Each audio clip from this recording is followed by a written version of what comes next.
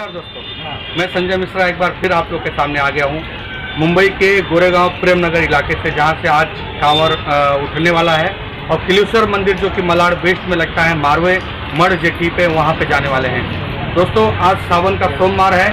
और यहाँ पे भक्तों की तादाद लगी हुई है। मैं आपको बता दूँ कि सिर्फ सुल्तानगंज या देवरिया या बिहार या झारखंड या काशी में ही नहीं,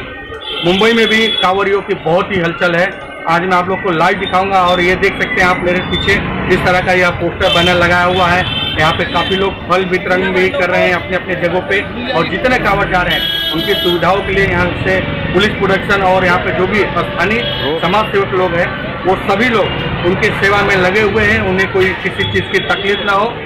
यह चीज़ का ध्यान रखा गया है। मैं आप लोग को एक चीज़ और बता दूं कि यह जो कांवड़ यात्रा में आप लोग को दिखाने वाला हूँ, विश्व हिंदू परिषद अंतर्गत ओसूरा जिला के अंतर्गत यह कार्यक्रम होने जा रहा है। ऐसे तो बहुत सारे कांवड़ हुए होंगे, लेकिन इस कांवड़ में क्या विशेषता है ये मैं आप लोग को दिखाऊंगा। जैसे कि मैंने आप लोगों को शुरुआत में ही बताया था कि इस कांवड़ की विशेषता क्या है।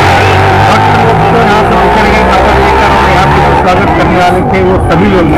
बहुत ही अच्छे से फूल बरसाया, फल और केले और दूध सब बांटा। लेकिन उसके बाद का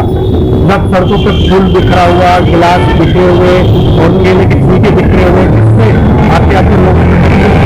उस चीज को क्या किया गया, ये आज का ये कांवड़ का और जो न्यूज बनाने का मेरा मकसद था यह था कि मैं आप लोग को बताऊं कि कांवड़ पूजा में कैसे आता है और क्या किया जाए। यहाँ पर स्थानीय जो युवा थे,